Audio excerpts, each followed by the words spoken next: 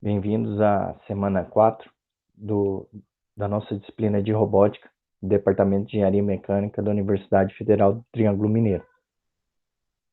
Nessa semana, falaremos sobre o método de Denavier-Hartenberg. É um dos métodos mais utilizados na literatura de robótica, mais encontrados aí nos livros de robótica e também utilizado por alguns softwares de simulação nessa área. Então, trata-se, digamos, do principal método para a solução de modelos geométricos diretos, que é o tema aqui que a gente vem estudando nessas primeiras semanas.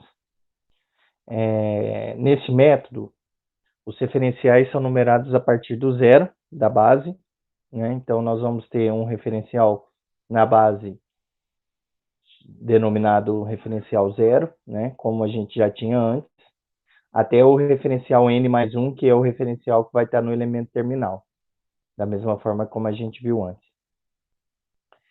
Nesse caso aqui, cada articulação I, né, vai conectar dois corpos, como também a gente já viu. Então, por exemplo, a articulação 1, ela conecta o corpo 0 com o corpo 1. A articulação 2 conecta o corpo 1 com o corpo 2. Então, a articulação I conecta o corpo I menos 1 com o corpo I. E o referencial 1 está na junta 1, o referencial 2 está na junta 2. Ou seja, o referencial I está preso no corpo I. Isso significa que a junta 1, a articulação 1, ela está fixa no corpo 1. Então, quando o corpo 1 se movimenta, a articulação se movimenta junto com o corpo. Né? Isso é importante para a gente poder entender como que vai ficar depois o nosso modelo matemático. Os parâmetros de Denavier-Hartenberg, utilizados para a modelagem cinemática direta de uma estrutura serial, são ilustrados na figura. Então, a gente vai ver, a partir desse slide aqui, quais são os parâmetros, né, e como a gente vai obter as nossas matrizes de transformação, nossas matrizes de passagem homogênea. Tá? Então, a primeira coisa é a gente definir os nossos referenciais. O referencial I, que é o referencial pertencente à junta I. Ou seja, vamos ter um referencial em cada uma das articulações e depois um referencial no elemento terminal. Nos métodos do sistema de coordenadas equivalentes, que a gente viu na semana passada, os referenciais eram paralelos entre si. Portanto, baseado no referencial da base, todos os demais referenciais possuíam os eixos paralelos entre si. Então, se o eixo X é o eixo horizontal, em todas as articulações e no elemento terminal, no referencial de todas as articulações e no referencial do elemento terminal, o eixo X também seria o eixo paralelo.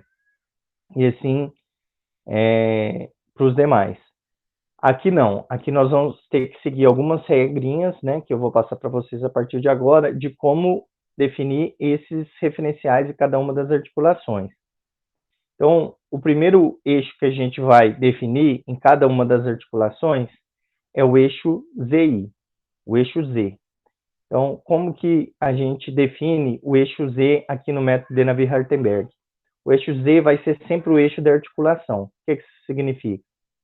Essa articulação aqui é uma articulação rotativa, e ela rotaciona em torno da direção vertical, que é a direção que está aqui no sentido aqui do eixo, ó, desse eixo. Então, quando essa articulação gira, todo o meu eixo ali vai girar em torno dessa direção Z, né? De tal forma que aquele braço, né, do elemento terminal, esse braço aqui, ó, assim que essa articulação gira, esse braço ele vai estar entrando e saindo do plano aqui da nossa imagem, certo?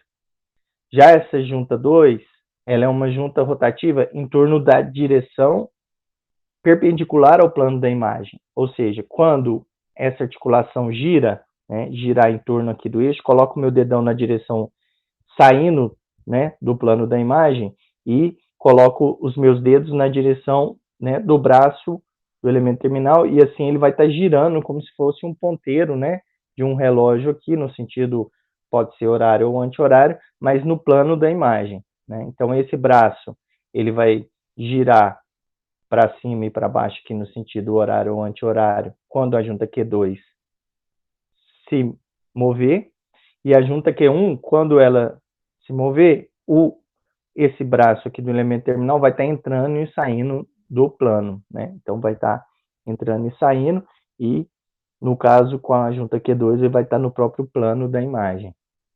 Então, qual que é o eixo de rotação da junta Q1? É a direção vertical. E qual que é o eixo de rotação da junta Q2? É a direção saindo aqui do plano do papel, certo? Plano aqui da imagem. Então, portanto, essas são as direções que a gente vai nomear com a letra Z. Então, Z vai estar sempre no sentido, né, na direção da articulação. Então, nesse caso, o Z está na direção vertical, Z1, e Z2 está saindo do plano da imagem, ok?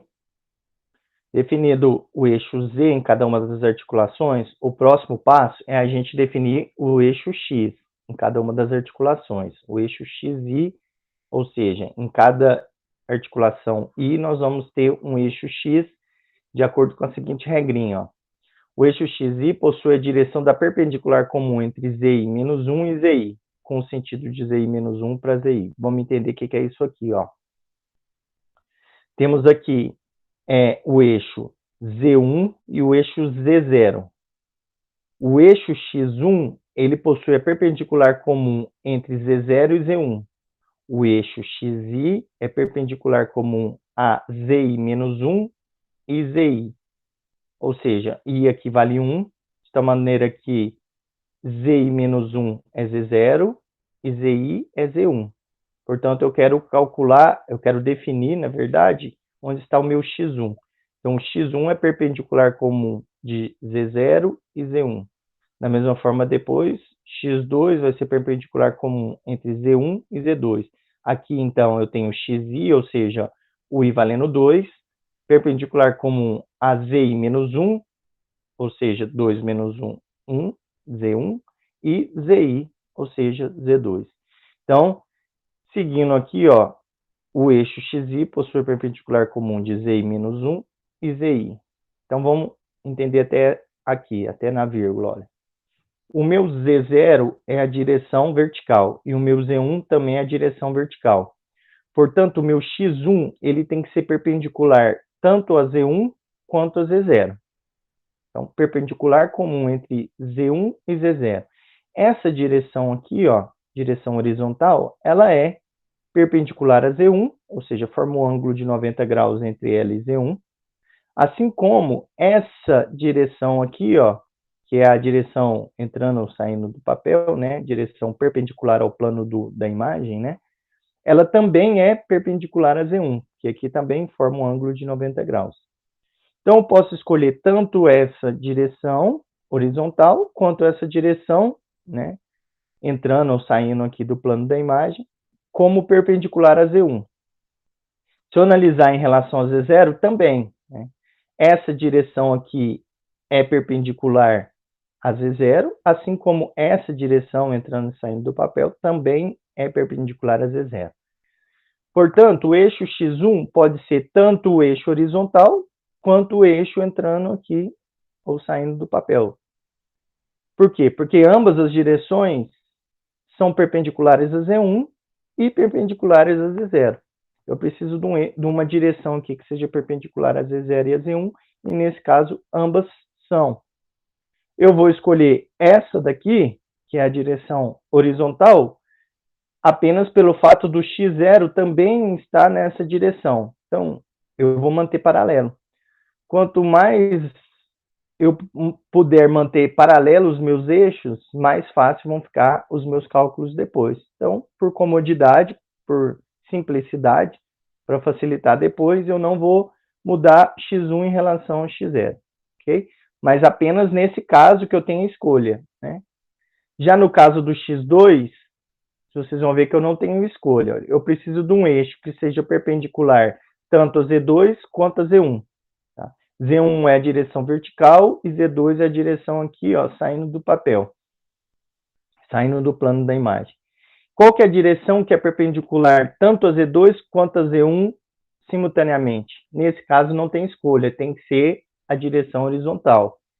Então, a direção horizontal aqui, esse eixo X2, ele é perpendicular a Z2 e também é uma direção perpendicular a Z1. Portanto, X2, neste caso, é esse eixo aqui perpendicular a Z2 e a Z1, que nesse caso é o horizontal. Tá? O sentido é de Zi menos 1 para Zi, ou seja, o sentido de X2 é de Z1 para Z2, e o sentido de X1 é de Z0 para Z1. O que significa isso? De Z0 para Z1 ou de Z1 para Z2? Né? Significa que o meu eixo ele tem que estar apontado nesse sentido. O que significa o sentido? Pessoal, vamos recordar. Direção é a direção horizontal. E o sentido? O sentido eu poderia ter um X2 tanto para a direita quanto para a esquerda. Né? Isso é um sentido.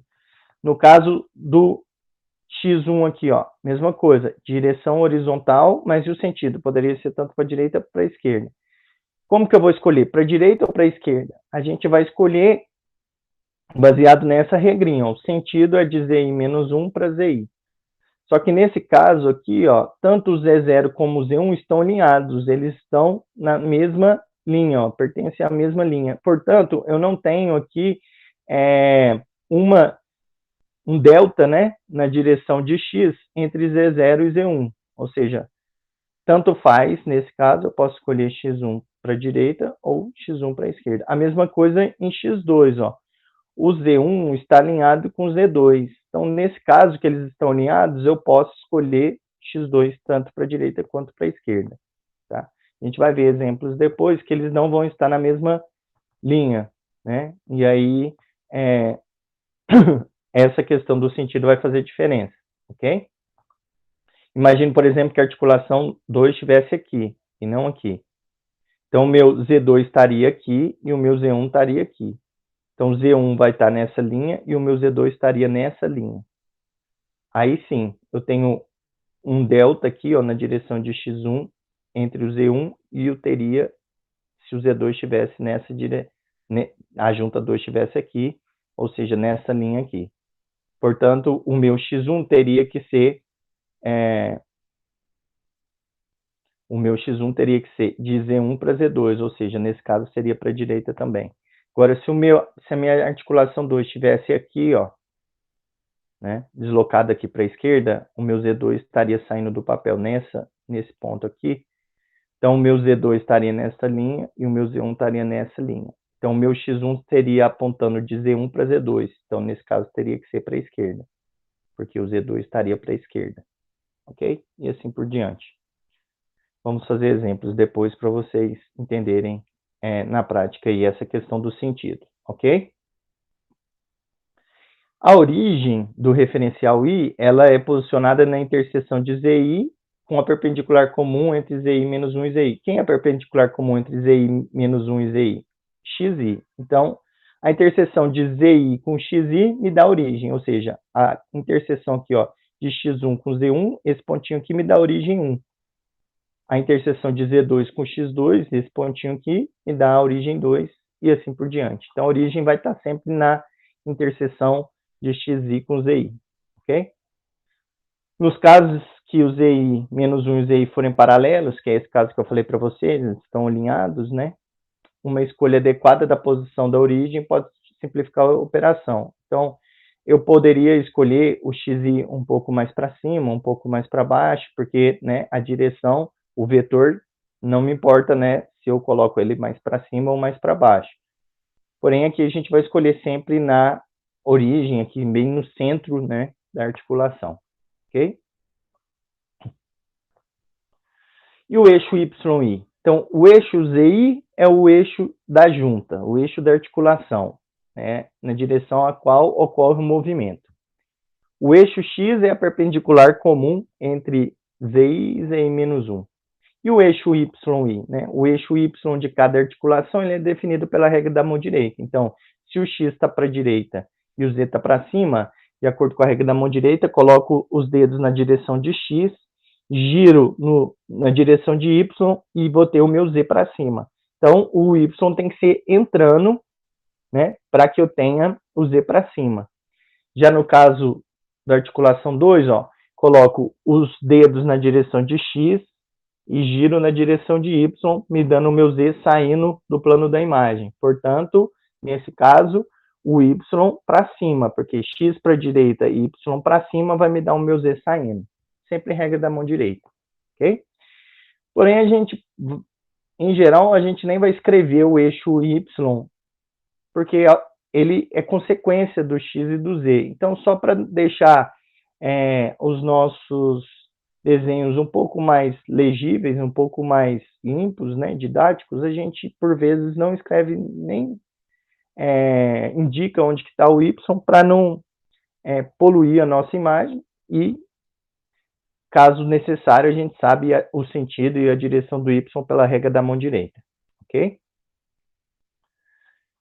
O referencial da base, como eu disse, é arbitrário, a escolha dele é arbitrária, você pode escolher da maneira como quiser, tá? Assim como do elemento terminal. Porém, como eu também disse para vocês, a gente vai tentar escolher o referencial da base do elemento terminal de maneira que seja paralelo o do elemento terminal à última articulação, né? E a da base paralelo aqui, o mais, né, sempre que possível, paralelo aqui os eixos ao da primeira articulação, tá? Então, quanto menos mudanças tiver do referencial da base para o referencial 1 e do referencial do elemento terminal em relação ao penúltimo referencial, quanto menos alterações a gente tiver nos eixos, mais fácil vai ficar depois dos nossos cálculos, tá?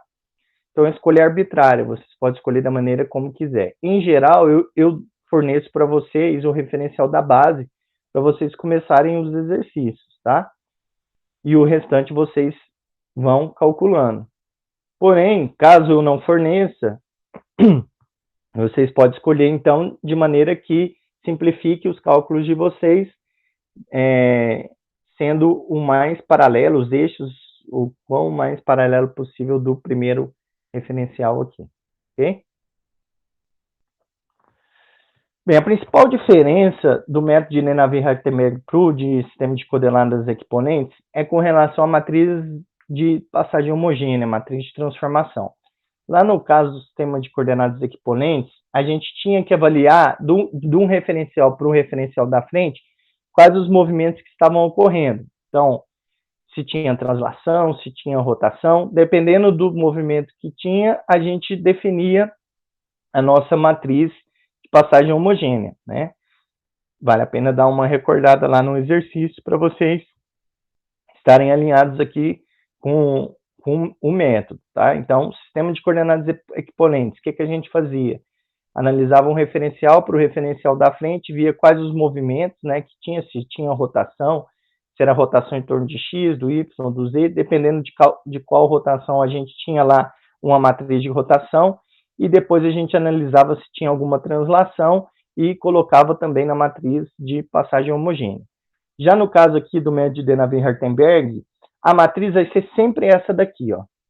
Independente do movimento entre um referencial e outro, a matriz é sempre essa, tá? E aí, vocês vão ver a partir daqui que o nosso, a nossa tarefa é completar, né, substituir os elementos dessa matriz. Mas vai ser sempre essa matriz. Então, a gente não precisa preocupar se é rotação em torno de X, de Y, de Z, se tem translação ou rotação para definir a matriz. A matriz é sempre essa, tá? Então, percebam que a diferença daqui do Nenavir-Hartenberg para o equipolentes, que nós já vimos até agora, são duas. Primeiro, com relação aos referenciais. No equipolente, são sempre paralelos. E no Nenavir-Hartenberg, a gente precisa seguir as regrinhas que eu acabei de passar para vocês. Isso para definir os eixos, para definir os referenciais. A segunda diferença é a matriz. No caso do sistema de coordenadas equipolentes, a gente precisava de verificar quais os tipos de movimento para definir a matriz. Para cada caso era uma matriz diferente. Aqui a matriz vai ser sempre a mesma e a gente vai a partir dos parâmetros que eu vou mostrar para vocês agora, substituir esses elementos dessa matriz, tá? Então, por um lado, o equipolente é mais fácil, porque os eixos você define facilmente, tudo paralelo. Por outro, no equipolente dá um pouco mais de trabalho, porque você precisa ficar vendo qualquer matriz. Aqui no Navier-Sternberg a matriz é sempre a mesma, então não precisa preocupar em saber qual é a matriz, apenas substituir os elementos. Porém, os eixos vão dar, não são diretamente obtidos, como no equipolente, que tudo era paralelo, aqui não, aqui você vai ter que seguir as regrinhas, ok? Então essas são as duas diferenças aí do equipolente para o de Navier-Sternberg. Então, se vocês olharem aqui para a matriz, né, a mesma ideia, né, a gente vai obter as matrizes sempre do referencial I para o referencial I mais 1, e no final, para achar o movimento do elemento terminal em relação à base, a gente vai multiplicar todas essas matrizes. Então, com relação a isso, também não muda nada, tá? Então, esse procedimento de cálculo é o mesmo para os dois métodos. Porém, se vocês olharem aqui para a matriz, ó, eu tenho alguns parâmetros aqui, né, que são eles. DI, né, que vocês olharem, aparece o DI aqui, AI, que aparece aqui e aqui. Eu tenho também alfa e θ I. Então, são quatro os parâmetros que definem a nossa matriz, d, θ, A e alfa. Né? Duas translações e duas rotações. Translação D e translação A, e rotação θ e rotação alfa. Tá? Que rotação e que translação são essas? Vamos entender isso a partir de agora. Aqui apenas, então, um resumo de tudo que eu falei. No equipolente, os referenciais são sempre paralelos, então, x, y, z, o x vai estar paralelo ao da base, o y para cima em todos, o z saindo em todos, assim como para o elemento terminal, estaria o x para a direita, o y para cima e o z saindo.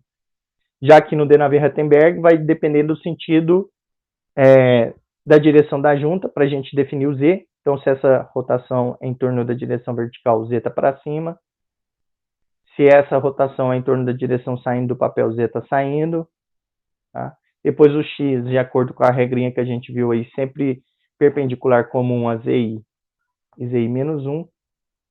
E o do elemento terminal e a base de acordo com a sua escolha arbitrária, que a gente vai escolher sempre o mais paralelo possível ao penúltimo referencial e ao, no caso do elemento terminal, e ao primeiro referencial no caso da base. Ok, pessoal?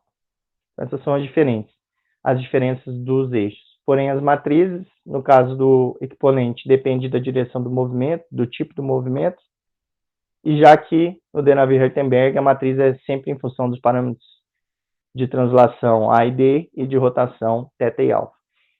Então, vamos entender agora o que é A, D, θ e alfa. Os parâmetros de Navier-Sternberg da matriz de passagem homogênea I mais 1, né, de T de I para I mais 1, ou seja, do referencial I para o referencial I mais 1, são definidos por... O que é D? D é a distância entre xi e xi mais 1 na direção de zi. Então, vou ler aqui para vocês, depois a gente vai entender. θi é o ângulo entre xi e xi mais 1 em torno de zi.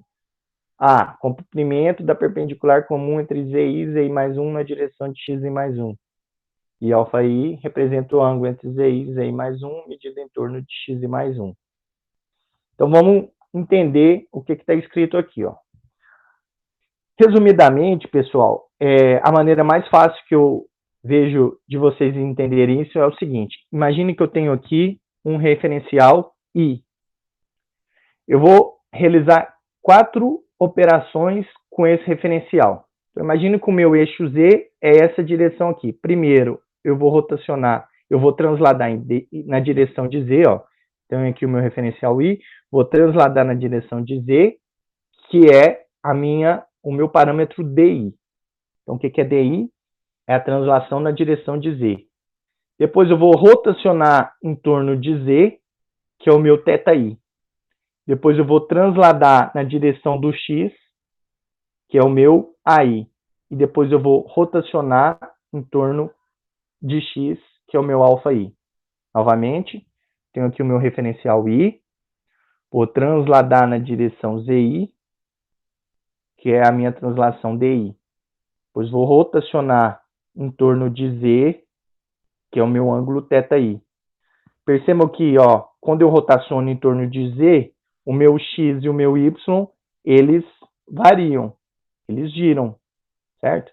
Quando eu rotaciono em torno de Z, o meu X agora, ó, foi alterado. Então, eu chamo ele de XI mais 1. Por isso que o meu A e o meu alfa é na direção XI mais 1. Eu vou transladar em XI mais 1, depois eu vou rotacionar em torno de XI mais 1. Novamente, 4 operações que eu vou realizar aqui com o meu referencial.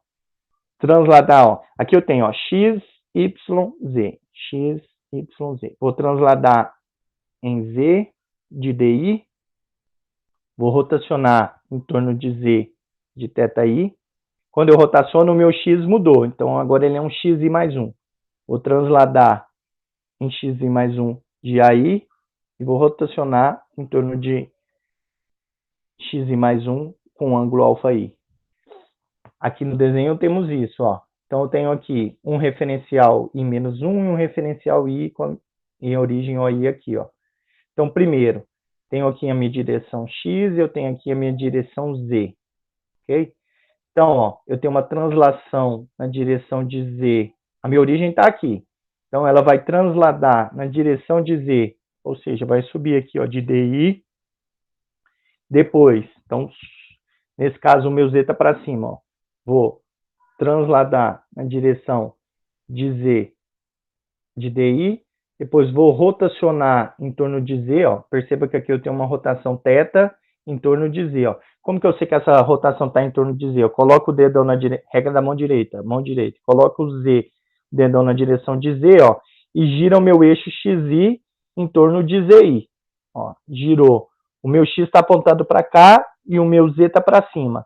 Quando minha rotação for em torno de Z, o meu vetor X, que é ó, o vetor X indicando aqui pelos meus dedos, o meu vetor Z indicado pelo meu dedão. Quando eu rotacionar em torno de Z, ó, o meu X vai entrar ou sair aqui do plano da folha. Então, ó, eu tinha aqui o meu X, rotacionou em torno de Z, e agora então ele está apontando para essa direção, uma rotação em torno de Z de θI. Minha origem veio parar aqui. Agora eu vou transladar na direção de XI mais 1, ou seja, quando eu rotacionei em torno de Z, o meu X variou, como se fosse aqui, ó, transladei em Z, rotacionei em Z, então o meu X variou. Então o meu X aqui no desenho, que estava apontando para cá, agora veio para essa direção aqui, ou seja, o meu XI mudou. Agora eu vou transladar na direção de XI mais 1 de AI, e depois rotacionar em torno de XI mais 1. Ó. Se eu vou rotacionar em torno de XI mais 1, mesma coisa, ó, regra da mão direita. Tem aqui, ó, o meu XI mais 1 representado pelo meu dedão e o meu ZI mais 1 representado pelos meus dedos. Ó. Vou rotacionar em torno de XI mais 1, de tal maneira que o meu ZI, que antes estava nessa direção, agora vai sair aqui do plano do papel. Ó. Então, no final das contas, eu tenho esse referencial aqui, I mais 1, e eu tinha esse referencial aqui, I. Então, qual que é a relação entre o referencial I e o meu referencial I mais 1? O que eu precisei para sair desse meu referencial I, do jeito que ele estava aqui, ó, com X nessa direção e o Z para cima, e chegar nesse outro referencial aqui, com X nessa direção e o Z para cá? Quais foram os movimentos? O que aconteceu para o meu referencial sair daqui e chegar aqui? Ele transladou DI na direção de ZI, rotacionou θI na direção em torno de ZI, depois transladou AI na direção de XI mais 1 e depois rotacionou alfa-I em torno de XI mais 1, chegando então por fim nessa minha configuração final. Perceba, ó, 4 operações para sair dessa origem aqui e chegar nessa origem aqui com os eixos dessa maneira. Com isso, o método fala para a gente que quaisquer dois eixos a gente vai conseguir relacionar o movimento de um eixo para o outro a partir dessas 4 operações, desses 4 movimentos, tá? D, θ, A e alfa. Então, a gente vai sempre analisar a cada 2 referenciais quais foram os movimentos de D, θ e alfa que fizeram com que o meu referencial I chegasse no referencial I mais 1. É isso que a gente vai fazer. Tá? Vamos para um exemplo para vocês enxergarem isso melhor. Tá? Apenas uma observação aqui. parâmetro θ, né, d θ i alfa. O parâmetro θ, que é a rotação em torno de z, ele vai incluir aqui, ó, sempre o Q, né, a coordenada generalizada, Q1, Q2, Q3, Qn, quando eu estiver analisando uma junta de rotação, tá? E se for uma junta prismática, onde que vai aparecer a coordenada generalizada? Não aparece nesse exemplo, porque nós não temos nenhuma junta prismática, né? Nós vamos fazer um exemplo assim depois. Mas sempre que a gente tiver, então, uma junta prismática, o Q vai aparecer no parâmetro D. Então, D vai incluir o movimento da articulação quando ela for prismática e o θ vai incluir o movimento da articulação quando a junta for rotativa, tá? A gente vai fazer alguns exemplos agora para vocês poderem enxergar isso melhor, ok? Então, temos aqui o mecanismo que a gente está se baseando como exemplo desde o início dessa aula aqui. Então, os eixos a gente já definiu, né? Então, Z é a direção de rotação dessa articulação, que é a direção vertical, está para cima. Essa articulação, ela gira em torno, né? Ó, coloca o dedo na direção da barra e gira em torno da direção perpendicular ao plano aí. Portanto, o Z é a direção perpendicular. Depois, o X, que é perpendicular comum, né? X1 é perpendicular comum entre Z1 e Z0. X2 é perpendicular comum entre Z2 e Z1. Percebam que aqui agora eu já desenhei o referencial do elemento terminal, de tal maneira que ele seja igual ao 2. E aqui a gente tem o da base, né, dado no começo do exercício, né? Mas caso não seja dado, vocês podem organizar de tal maneira que a quantidade mínima de transformações ocorra do 0 para o 1, tá? Lembrando que a primeira coisa é definir o referencial da base, qualquer exercício. Se eu não fornecer para vocês, a primeira coisa é definir o referencial da base. E a partir dele, calcular os demais. Se você vier aqui alterar o referencial da base, você tem que recalcular todo o seu exercício, tá? Então, vocês vão ver daqui a pouco, vou mostrar para vocês que a resposta ela muda se eu mudar o referencial da base, tá?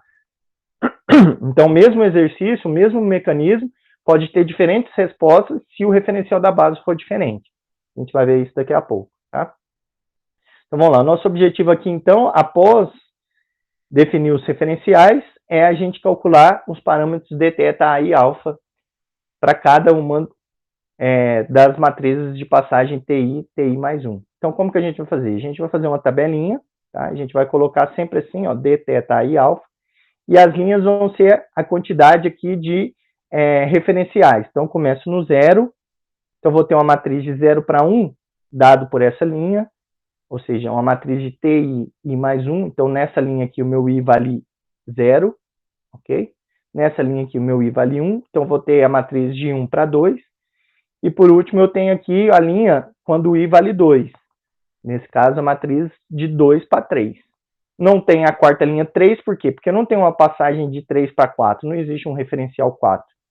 A última matriz vai ser a matriz de passagem de 2 para 3, então eu tenho aqui 2, que é quando o meu I vale 2, e o meu I mais 1 vale 3, me dando a matriz TI e mais 1, ou seja, T2 para 3, que é a última das matrizes aqui desse problema, certo? Se eu tivesse um referencial 4, aí sim eu teria uma linha 3, seria o meu referencial 3 para o 4, me dando uma matriz de passagem do referencial 3 para o 4, e assim por diante, tá? Então, assim que a gente vai desenhar a nossa tabela. Depois a gente precisa preencher aqui, ó, né, todos esses valores, né, correspondentes a cada um dos parâmetros, tá? Então, vamos preencher aqui, ó, vamos começar na primeira linha, linha 0. Eu quero calcular o D0. O que é o D0, pessoal? É a distância entre x0 e x1 em Z1.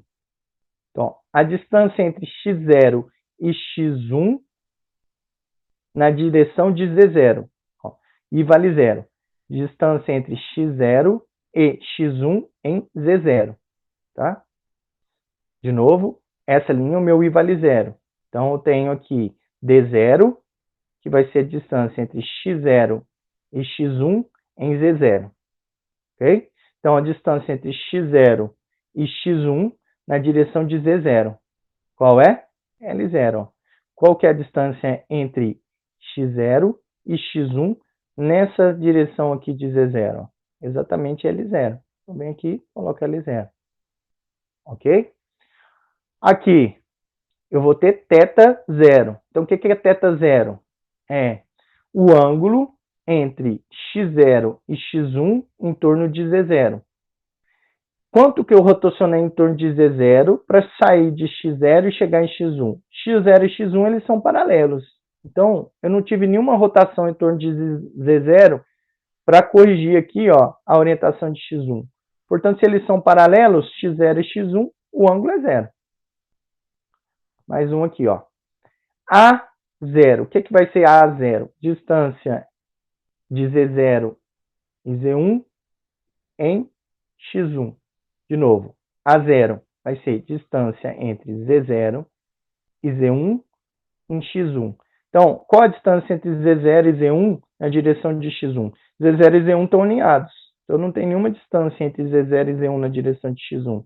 Zero. Ok? Depois, alfa 0. O que vai ser alfa 0? O ângulo em torno de... o ângulo de Z0 para Z1 em torno de x1. Então, quanto que eu precisei de rotacionar em torno de x1 para sair de Z0 e chegar em Z1? Z0 está alinhado com Z1. Então, não rotacionei nada em torno de x1. Se eles são paralelos, se eles estão alinhados, ângulo zero. Ok? Vamos mais. À medida que vocês forem vendo os exemplos, vocês vão se acostumando aí com a nomenclatura e vão se adaptando aí com o preenchimento dessa tabela. Ok, pessoal? Não se assustem. O segredo aqui é a prática, para vocês se acostumarem. Ó. Então, vamos de novo aqui com a linha 1. Ó. Aqui o meu I vale 1. Então, eu tenho a distância entre x1 e x2 em Z1. Distância entre x1 e x2 em Z1 vai me dar quem? L1. Entre x1 e x2 na direção de Z1 vai me dar L1. Então, L1. Tá? Aqui, como essa junta é rotativa, e eu comentei com vocês aqui na observação, ó, sempre que eu tiver uma junta rotativa, o valor de Q vai aparecer em θ. Repito, prestem atenção. Sempre que eu tiver uma junta rotativa, o Q da junta, por exemplo, aqui é Q1, ele vai aparecer aonde na minha tabela? Em θ. Se for uma junta prismática, onde que vai aparecer o Q? Em D. Tá? Sempre assim. Então, no final do exercício, para vocês saberem se uma das coisas que vocês podem fazer para verificar se não teve nenhum erro é olhar para a tabela e todos os valores de Q e L precisam aparecer na tabela. Tá? O valor de Q, caso a junta seja rotativa, sempre vai estar aqui na coluna de θ. E se a junta for prismática, o valor de Q sempre vai estar aqui na direção de D, na coluna do D, ok? Mas, além disso, a gente tem que analisar a regrinha aqui, ó. Então, caso a resposta aqui da nossa regrinha seja zero, eu vou somar zero aqui, então vai ficar o próprio Q. Se a análise aqui da minha regrinha der, por exemplo, 90 graus, eu vou vir aqui e vou somar mais 90. Okay? Porque θ é um ângulo. Então, o resultado aqui da minha regrinha, eu vou somar ao meu Q, no caso do ângulo, no caso da junta ser rotativa. Ok? Então, vamos lá. Estamos aqui em igual a 1. Então, eu quero calcular o θ1. Então, é o ângulo entre x1 e x2 em torno de Z1. Ângulo de x1 para x2 em torno de Z1. Eu precisei de rotacionar o meu x, ó. Coloco os dedos na direção de x e o dedão na direção de z. O dedão sempre vai estar apontado na direção em torno da qual você quer rotacionar. Aqui eu não quero o ângulo em torno de Z1, então vou colocar o meu dedão na direção de Z1. Os meus dedos de x1 para x2, ou seja, de xi para xi mais 1. De x1 para x2. Eu precisei de rotacionar alguma coisa em torno de Z1? Não. Então, zero. Se é zero, Q1 mais zero dá o próprio Q1. ok? Mais um aqui, ó. A1 vai ser a distância entre Z1 e Z2 na direção, né, em x2. Então, de Z1 para Z2, eu tive alguma translação na direção de x2? Tem algum delta aqui na direção de x2 para sair de Z1 e chegar em Z2? Para sair de Z1 e chegar em Z2, eu só transladei nessa direção, não transladei na direção de x. Portanto, o x é zero. O a é zero. Tá? A é zero aqui. Depois, continuamos aqui na linha 1, ou seja, o i vale 1.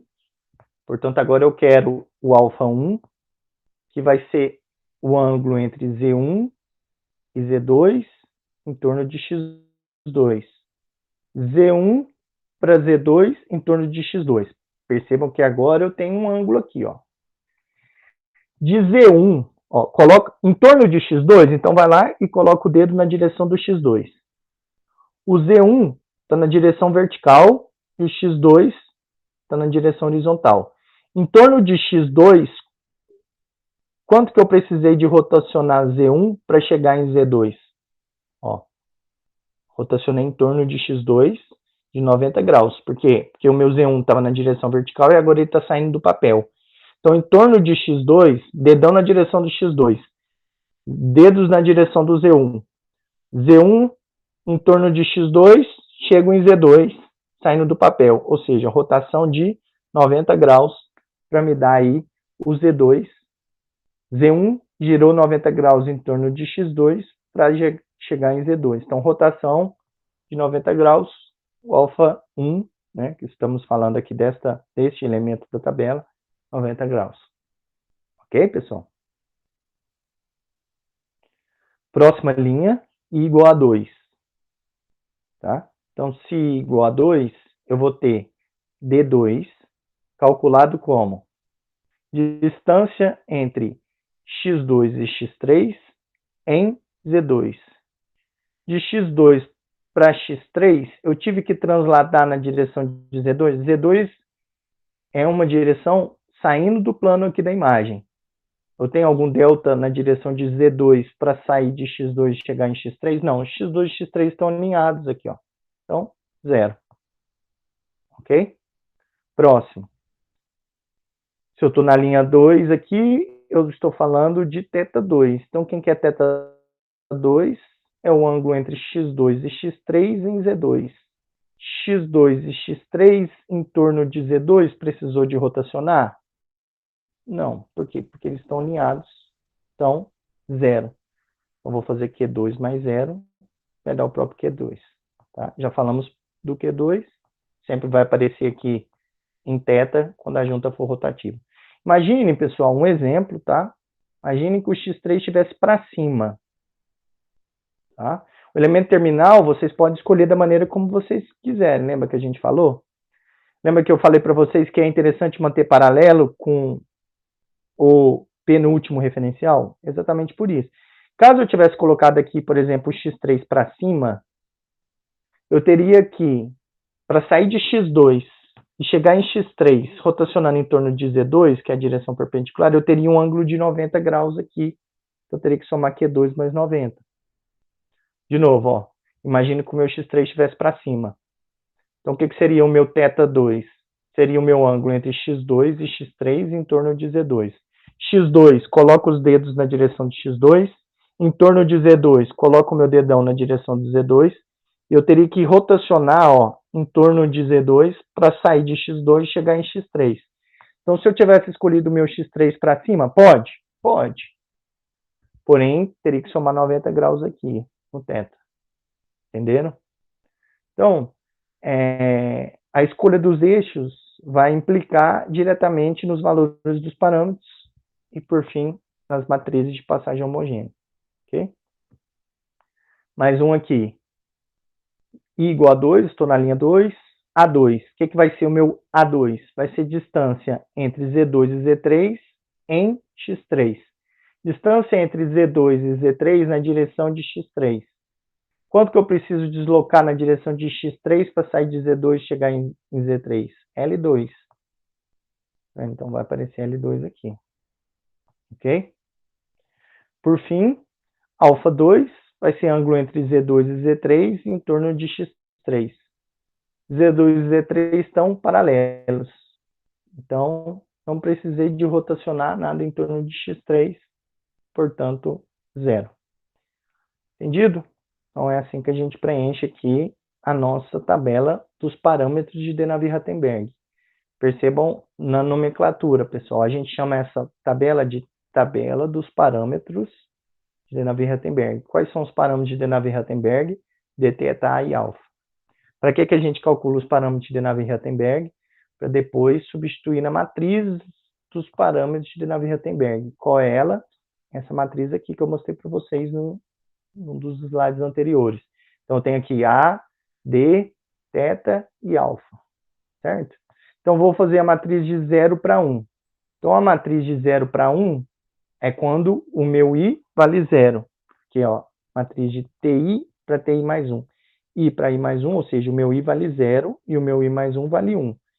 Quando o meu I vale 0, nessa primeira linha aqui, ó. Então, vou substituir D0, θ0, A0 e alfa 0 na matriz T0 para 1. Então, onde tem θi, eu vou colocar o θ0. Onde tem o alfa i, eu vou colocar o alfa 0 aqui. Onde tem o ai, eu vou colocar o A0. E onde eu tenho o di, eu vou colocar o D0. Substituo, então, esses parâmetros aqui nessa matriz aqui e vai me dar essa matriz aqui de 0 para 1. De novo, vamos lá. Prestem atenção. Quero a matriz de agora de 1 para 2. Já fiz a de 0 para 1, depois eu vou precisar de 1 para 2 e a de 2 para 3. Por quê? Porque aqui nesse exemplo, eu tenho, como todo problema geométrico direto, né? Nem escrevi o enunciado do exercício, mas qual é o enunciado? Calcular a matriz de passagem homogênea do elemento terminal em relação à base. Por quê? Porque eu quero a posição e orientação do elemento terminal em relação à base. Quero saber quando, no problema geométrico direto, quando eu mexo as minhas articulações, aonde o meu elemento terminal vai parar, qual a posição e de que maneira que ele está orientado, certo? Portanto, eu tenho aqui posição e orientação do elemento terminal em relação à base, dado pela matriz T03. Para eu calcular a matriz T03, eu multiplico T01 vezes T12 vezes T23. Assim, eu obtenho T03 e na T03 eu tenho a posição e orientação do elemento terminal em relação à base. Então, eu tenho a T01, T12, T23, multiplico uma pela outra até achar T03, e aqui na T03 eu tenho posição aqui, ó, do elemento terminal, XYZ do elemento terminal, e aqui nessa submatriz 3x3 aqui, eu tenho os meus cossenos diretores. A primeira coluna vai me dar a direção de x3 em relação à base, aqui y3 em relação à base, e aqui z3 em relação à base. Tudo que a gente já viu até agora, né, na matéria, continua, né, sendo aplicado aqui. A única mudança foi o quê? Em como obter as matrizes. Já mostrei, então, para vocês a T01 e agora a T12. Mesma coisa. T12, então, I vale 1, I mais 1 vale 2. Quando I vale 1, é essa linha aqui, ó. Então, tenho D1, θ1, A1 e alfa 1. Então, aqui na matriz, ó, onde for θi, eu vou substituir por θ1. Alfa i por alfa 1, AI por A1, DI por D1. Substituindo, então, esses elementos dessa linha na matriz, eu vou obter essa matriz aqui, T12. Depois a T23, mesma coisa. Tá? Depois eu multiplico todas elas e chego na T03, que é a resposta final do meu exercício. Ok? Então, eu tenho aqui a posição X, posição Y, posição Z do meu elemento terminal e a orientação dada pela submatriz aqui dos cossenos diretores, que a gente já interpretou aí na aula passada. Ok? Quando vocês forem fazer essas continhas aqui, pessoal, tá?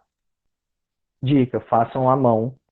Tá? Precisa fazer à mão, por mais que depois, na próxima aula, eu vou mostrar para vocês como fazer essas contas com o auxílio aí do MATLAB, né? Vocês precisam fazer à mão, por quê? Porque vocês vão ver que vão cair em situações que vocês vão precisar de simplificar para chegar numa matriz como essa aqui. Que simplificações são essas, pessoal? Vamos olhar aqui, ó. Primeira coisa, vocês devem ter reparado que seno e cosseno eu uso só a letra S e C, ó. Então, o que é S θi? Seno de θi, tá? Então, essa primeira simplificação aqui na nomenclatura, só para a gente simplificar, tá? Então, quando eu escrever CQ1, eu estou falando cosseno de Q1, ok? E de uma maneira mais simplificada ainda, C1. O que é C1? Cosseno de Q1. Então, eu posso escrever só C1 para indicar cosseno de Q1. Assim como CQ1, cosseno de Q1. SQ1, seno de Q1. S1, seno de Q1 também. Eu só cada vez mais simplifico aqui a nomenclatura para no final ficar uma matriz mais simplificada aqui para a gente ler os resultados. Então, o que eu tenho aqui? Ó? Cosseno de 1 vezes cosseno de 2. Cosseno de 2 vezes seno de 1 e assim por diante. Tá? Quando vocês forem fazer essas contas, pessoal, para simplificar aqui a nomenclatura, vocês vão precisar, né, ainda mais que aqui nós temos 0 e 90 graus, né, vocês vão precisar de relembrar a tabelinha do seno e cosseno aí dos principais ângulos aqui, nesse caso 0, 90 e 80 graus. Desenho aqui eu pus para indicar que é graus, degrees, né, então é importante vocês já acostumarem com essa nomenclatura, porque depois lá no Adams a gente vai usar essa mesma nomenclatura aqui. Então, seno de 0 graus, 0. Cosseno de 0 graus, 1. E assim por diante, tá? E além disso, além dessas substituições aqui, também é importante vocês lembrarem essa outra aqui, ó. Seno de A mais B, né, lá do cursinho, né? Minha terra tem palmeiras, onde canta o sabiá. Seno A, cosseno B, seno B, cosseno A. E cosseno de A mais B, cocô CC, troca o sinal sem saber, né? Então, aquela regrinha lá do colegial para decorar, que vocês devem ter visto, né, na época do ensino médio, vale aqui. Então, seno de A mais B, toda vez que eu tiver um seno de um ângulo mais outro, né, eu posso, né, alterar, eu posso utilizar, né, a relação aí de seno vezes cosseno, então, seno de A vezes cosseno de B, mais seno de B vezes cosseno de A, simplificado por seno de A mais B, e assim por diante, tá? Então, algumas simplificações que vão ser úteis aí na hora que vocês estiverem fazendo essas continhas, tá, pessoal? Importante recordar isso. Vamos resolver o mesmo exercício, só que usando o sistema de coordenadas equivalentes, para vocês notarem, né, como fica diferente em relação ao método de Navier-Rattenberg. O que muda, né? A gente já aprendeu o método do sistema de coordenadas equivalentes, né? Não vou entrar aqui na teoria novamente. Caso precise, volte lá na aula e reveja. Aqui a gente, então, vai diretamente resolver o exercício. Ó. Primeiro, eu escolho os referenciais, todos paralelos entre si. Tá? E depois, eu analiso 2 a 2, partindo da base. Então, do referencial 0 para o referencial 1, o que a gente vai ter? Aqui, eu vou ter uma translação, né, na direção y0. Perceba que aqui eu não escrevi y0, ó. Mas pela regra da mão direita, a gente sabe que o y está para cima, porque de x para y vai me dar o meu z. Né? Então, se o z está saindo, o x está para a direita, o y está para cima. Então, na direção de y0, eu tenho que transladar L0 para sair do referencial 0 e chegar no 1. Então, uma translação de L0 em y0. Quando eu chego na junta Q1, eu vou ter uma rotação de Q1 em torno de qual eixo? O Q rotaciona em torno de y0, né? Em torno da direção vertical. Tá? Então, tem uma rotação aqui de Q1 em torno de y0. Perceba que aqui eu estou analisando sempre em relação ao referencial 0. Tá? Não confunda com o método de Navier-Rattenberg. Ok? No método de Navier-Rattenberg, a gente tem aquelas regrinhas lá de I mais 1. E aqui no equivalente, a regra é sempre essa. Partindo do referencial 0 para chegar no referencial 1, eu sempre vou analisar em relação ao referencial 0. Então, tem uma translação em y0 e uma rotação de Q1 em torno de y0 também. Então, se é rotação em torno de y, a gente vai lá, pega a submatriz de rotação em torno de y e substitui o ângulo por Q1, que é uma rotação de Q1 em torno de y. Depois a gente tem uma translação na direção de y. Translação na direção de y é esse elemento aqui. Substitui aqui L0. Ok? Mais um. Passagem de 1 para 2. O que a gente vai ter? Uma translação de L1 na direção de Y1. Então, vem cá, coloca L1. E depois a junta 2, ela vai estar rotacionando em torno de qual direção? Em torno da direção Z1. Sempre em relação ao referencial anterior, pessoal. Então, a junta 2 rotaciona em torno da direção o quê? Perpendicular. Ó. A junta 2 faz com que esse braço aqui, né, gire no plano aqui da imagem, ou seja, gira em torno da direção perpendicular, portanto, em torno de Z1. Rotação em torno de Z, pega lá a submatriz de rotação em torno de Z, substitui o elemento do ângulo, então, por Q2, ou simplesmente 2, tá vendo? Aqui eu pus Q1, aqui eu só pus 2. Pode escolher a nomenclatura que vocês acharem mais fácil. Aí. Depois, de 2 para 3, o elemento terminal não realiza movimento, então não tem nem translação, nem rotação de Q3, não existe um Q3. Só existe duas articulações. Portanto, só tem um Q1 e Q2. O elemento terminal, simplesmente eu vou ter o quê? De 2 para 3, então, L2 na direção de X2. Então, L2 na direção de X2, o L2 vai aparecer aqui, ó, nesse elemento, que é o correspondente à translação na direção de X. Então, eu tenho a matriz T01, T12, T23, vou multiplicar todas elas para chegar aqui em T03. E aqui nós temos a resposta final do nosso exercício. Percebam o mesmo mecanismo e resposta diferente. Por que que a resposta ficou diferente, pessoal? Porque o método é diferente? Não. Porque o meu referencial é diferente. Tá? Vou mostrar isso para vocês no slide da frente. Resposta final está aqui, então. Ó, posição x, y, z do elemento terminal em relação à base e orientação do elemento terminal em relação à base.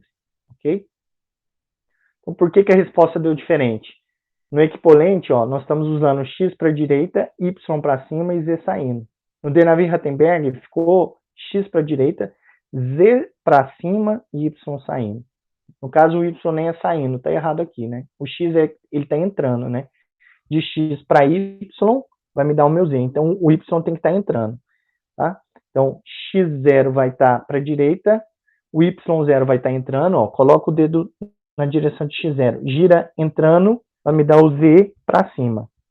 Então, x para a direita, y entrando, z para cima. Aqui, x para a direita, y para cima e z saindo. Portanto, percebam que o referencial da base não é o mesmo. Né? Então, não tem como a resposta ser a mesma. Se eu resolver o exercício com um método só, digamos que a gente escolhe equipolentes, vou lá e coloco o referencial assim, calculo. Depois eu escolho o referencial desse outro jeito aqui e resolvo também com equipolentes. A resposta não vai bater. Então, não é porque o método é diferente, é porque o referencial é diferente. Né? Y, nesse caso aqui, ó, é a altura do elemento terminal. Né? Altura mesmo. Quantos metros o elemento terminal está em relação ao chão? Né? Porque é a componente vertical. Nesse outro caso aqui, ó, é Z que vai me dar a altura do elemento terminal. Então, quando a gente olhar para o resultado, né, a gente vai ver que a componente Z, quando eu usar esse referencial, né, o elemento lá da submatriz T03, lá na última coluna, na terceira linha, que é o elemento que vai me dar a posição Z do elemento terminal, com essa origem vai ser igual a quem? Ao Y, quando a gente resolver com esse referencial. Tá? De uma outra maneira, falar de uma outra maneira, o que eu quero dizer é o seguinte: caso o referencial da base seja diferente, o resultado da posição e da orientação não vai ser o mesmo. Tá? Então, se a gente olhar para a matriz T03, posição e a orientação, caso o referencial da base seja diferente, vai dar diferente. Tanto a posição quanto a orientação, a resposta final não vai bater. Caso o referencial da base seja igual, mas o do elemento terminal seja diferente, então digamos que eu escolhi o referencial igual para resolver o método equipolente e de Navier-Rattenberg. Escolhi os mesmos referenciais de base. Porém, o do elemento terminal de um está diferente do outro. O que vai acontecer com a resposta final? vocês vão ver que a posição vai ser a mesma, porém a orientação não vai ser a mesma. Então a submatriz de orientação vai dar diferente. Caso vocês escolham o referencial da base do elemento terminal igual, então o resultado de posição e da orientação vão ser iguais, independente do método. Tá, pessoal? Então, independente do método, se o referencial da base e do elemento terminal for o mesmo, independe dos referenciais das articulações, tá? Eu posso ter o da base igual, do elemento terminal igual, porém, os referenciais das articulações diferentes. Mesmo assim, o resultado vai bater. Por quê? Porque o que importa vai ser o referencial da base do elemento terminal. Tá? Então, quando vocês estiverem... Para que eu falo isso aqui? Quando vocês estiverem fazendo o trabalho de vocês, né, que vocês vão comparar o resultado teórico com o da simulação, se a simulação não tiver com o mesmo referencial do seu modelo teórico, a resposta não vai bater. E como o nosso objetivo vai ser validar, né, vai ser comparar o modelo teórico com a simulação e saber se são iguais, se estão batendo, né, se o modelo teórico está correto. Se o referencial não for o mesmo, não adianta vocês quererem comparar, que a resposta não vai bater. Isso é muito importante. Tá? Prestem muita atenção nisso que eu estou falando agora. Okay? Então a gente vai precisar de manter o nosso referencial da base do elemento terminal igual caso a gente queira comparar posição e orientação. Caso a gente queira comparar apenas a posição, basta que o referencial da base seja igual. Tá? Nesse caso aqui, ó, percebam que do equivalente para o Denavier-Rattenberg, o que aconteceu? Ó? O Denavier-Rattenberg, o Z está para cima. E aqui no equivalente, o Z está saindo. Então, ó, o Z precisou de rotacionar em torno de X. Ó, esse Z do Denavier-Rattenberg aqui, coloca o dedo na direção do Z, os dedos na direção de Z.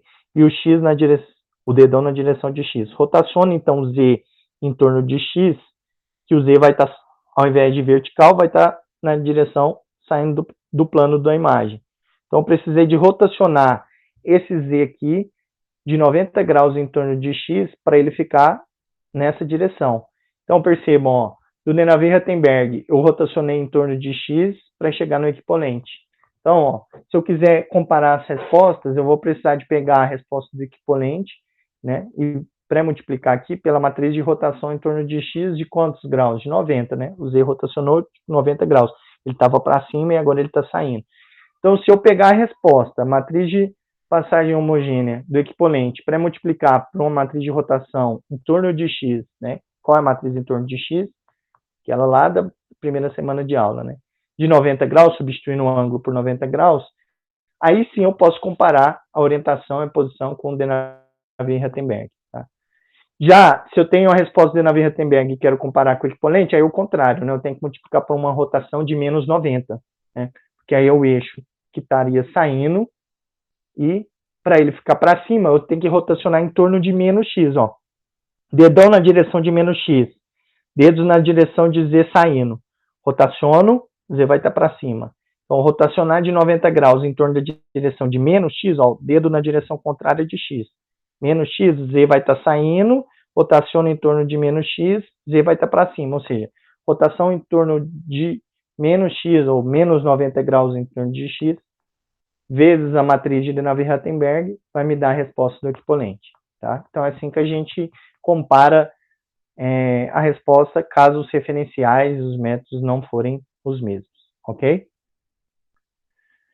Para a gente terminar aqui, eu tenho a proposta de alguns exercícios, tá? Então, vou apresentar aqui para vocês 3 exercícios para vocês tentarem resolver aí, tá? Resolvam sem olhar a resposta, tá? Já estou passando a resposta aqui para vocês, mas é importante que vocês tentem fazer sem olhar a resposta e depois comparem para ver se acertaram, se entenderam o método, ok? Caso tenham dúvida, revejam a aula, revejam o vídeo, tá? Esse método é cheio dessas regrinhas que a princípio pode parecer um pouco confuso, mas com a prática vocês vão conseguir entender isso, ok? Não tem outra maneira de entender se não for pegar um papel, desenhar um mecanismo, tentar resolver o exercício sem olhar a resposta e depois comparar para ver se entenderam mesmo, ok? Vou dar algumas dicas aqui para vocês, ó. Esse exercício, eu tenho aqui uma junta que rotaciona em torno da direção vertical, né? Então o Z vai estar para cima. Essa junta aqui é uma junta que translada. Então ela translada deslocando para cima e para baixo. Então qual é a direção do movimento? Direção vertical. Então o Z vai estar em qual direção? Direção vertical. Então Z2, direção vertical. Posso escolher para cima ou para baixo. O sentido é arbitrário. Vou escolher para cima. Essa, qual é a direção do movimento? Essa é uma articulação que rotaciona em torno da direção perpendicular. Portanto, o Z é a direção perpendicular, entrando ou saindo do papel. Qual o sentido que a gente vai escolher? Saindo arbitrariamente. Poderia escolher entrando também. Essa outra articulação, ela translada para a direita ou para a esquerda. É uma junta de translação. Portanto, qual que é a direção Z? Direção horizontal. Posso escolher para a direita ou para a esquerda. Vou escolher para a direita arbitrariamente. E, por fim, o elemento terminal, que a gente escolhe geralmente igual à penúltima articulação aqui para simplificar os nossos cálculos. Próximo, definir todos os meus Z. Vou calcular agora o X, os meus eixos X. X1 tem que ser perpendicular a Z1 e Z0. Então, essa direção aqui ela é perpendicular a Z1 e Z0 e acaba sendo paralela a X0, facilitando aqui os meus cálculos. Poderia escolher a direção entrando ou saindo do papel também. Porém, eu escolho essa para ficar igual a da base. Simplificar os cálculos. Depois, X2 ele tem que ser perpendicular comum, Z2 e Z1. Certo? X2, então, vou escolher aqui, novamente, paralelo ao X1, por quê? Porque esse X2 ele é perpendicular a Z2 e a Z1, e ao mesmo tempo eu simplifico os meus cálculos. Ok? Já X3 ele tem que ser perpendicular comum a Z3 e a Z2. Nesse caso, a gente não tem escolha. Qual que é a direção que é perpendicular a Z3, que está saindo, e a Z2, que é vertical? Só tem uma escolha, que é a direção horizontal. Tá? Então, X3 é a direção horizontal. E o sentido? Aí entra naquela questão lá de X3 tem um sentido de Z2 para Z3. Então, saindo de Z2 para Z3, eu estou indo da esquerda para a direita, portanto, eu aponto para a direita. Então, o meu X3 obrigatoriamente tem que ser para a direita. Entenderam, pessoal? Então, é assim que a gente escolhe o sentido no caso do eixo X. No caso do eixo Z, é arbitrário. No caso do eixo X, se os eixos estiverem alinhados, como aqui, ó, Z1 e Z2, X2 pode ser tanto para a direita quanto para a esquerda. A gente escolhe para a direita para manter sempre paralelo ao da base aqui. Já o caso do X3, eu não tenho escolha. Eu não posso escolher X3 para a esquerda, não. Por quê? Porque a direção de X3 é de Z2 para Z3. Z2 está aqui, Z3 está aqui. Então, para sair de Z2 e chegar em Z3, eu tenho que caminhar para a direita. Então, o X3 fica para a direita. Ok? X4 é a perpendicular comum entre Z4 e Z3. Z3 está saindo do papel, Z4 está no horizontal. Portanto, o X4 é a direção vertical. Tem que ser a direção vertical, não tem outra escolha. A direção vertical ela é perpendicular comum à direção horizontal e a direção saindo do plano da imagem. Então tem que ser a direção vertical. E o sentido de X4? Para baixo ou para cima? Novamente, é de X3, é de Z3 para Z4. De Z3 para Z4 eu tenho que caminhar para baixo. Então X4 é para baixo. Ok? Depois, X5, perpendicular comum a Z4 e Z5. Nesse caso, pode ser a direção saindo do plano ou a direção vertical. Esse caso eu escolhi a vertical por quê? Porque fica igual à penúltima articulação. Ok? Então, facilita os nossos cálculos. Preenchimento da tabela. Então, vamos lá. O D. Aqui eu vou ter o meu elemento terminal é o referencial 5, então a minha tabela vai até a linha 4, que é a linha que vai me dar a minha matriz de 4 para 5, ou seja, a minha última matriz de passagem para o elemento terminal. Então, vem o 0, 1, 2, 3 e 4. Aqui eu tenho os elementos que vão me dar a matriz T0 para 1, aqui de T1 para 2, T2 para 3, T3 para 4, T4 para 5. E assim eu termino a minha tabela. D, teta, A e alfa. Então, aqui eu vou ter D0, teta 0, A0 e alfa 1 para a primeira linha. Então, o que vai ser o meu D0? Né? é a direção, o deslocamento que eu tenho aqui na direção de Z0 para sair de X0 e chegar em X1. De X0 para X1 na direção de Z0, L0. Então, vem aqui e coloca L0. Tá? Depois, rotação em torno de Z0, de X0 para X1. O X0 é paralelo a X1. Portanto, 0. Depois, A0 é o deslocamento que eu tenho de Z0 para Z1 na direção de X1. Eles estão alinhados, então 0.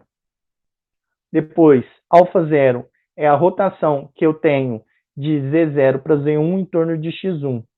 Então, nesse caso, também 0, porque Z0 e Z1 estão alinhados. Ok?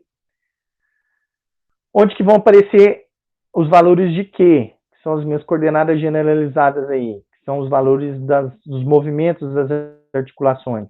Essa junta é uma junta rotativa Q1, então ela vai aparecer em θ1. Essa minha junta aqui é de translação Q2, então Q2 vai aparecer em D2. Essa minha junta é de rotação Q3, então Q3 vai aparecer em θ3. Essa minha junta de translação Q4 vai aparecer em D4, certo? Sempre somando com aquilo que a regrinha do método der pra gente. Por exemplo, vamos ver aqui, ó. O que vai ser o meu D4? Vai ser o deslocamento na direção Z4 de X4 para X5. Para sair de X4 e chegar em X5 na direção de Z4, quanto que eu precisei de trasladar? L4.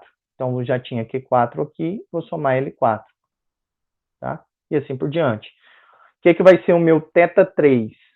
O meu θ3 vai ser a rotação do meu X3 para o X4 em torno de Z3. Então, θ3, rotação em torno de Z3, de X3 para X4. Como que a gente faz isso, pessoal? Ó, aqui, o meu X, ele está na direção horizontal para a direita, e o meu Z está saindo. Certo? Em torno do Z, quanto que o meu X3 precisa rotacionar para chegar em X4? Perceba, ó. X3 está para a direita, coloco os meus Z's na direção de X3. Vou rotacionar para chegar em X4 em torno de Z3. Eu coloco o meu dedão na direção de Z3.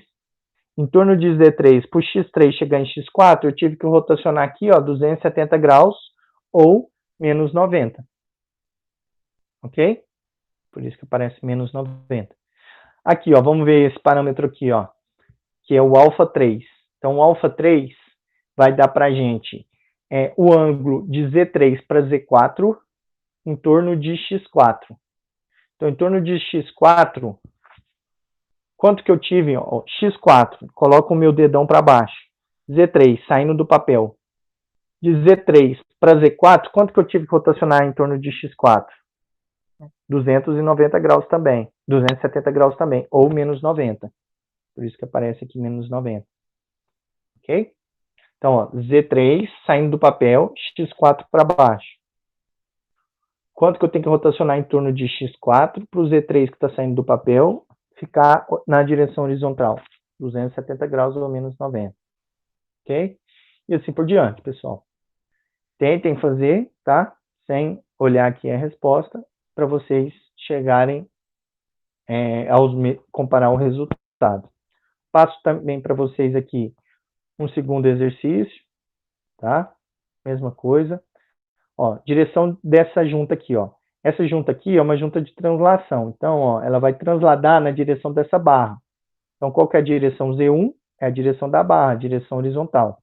Para a direita ou para a esquerda, posso escolher qualquer sentido, arbitrário para o Z, vou escolher para a direita.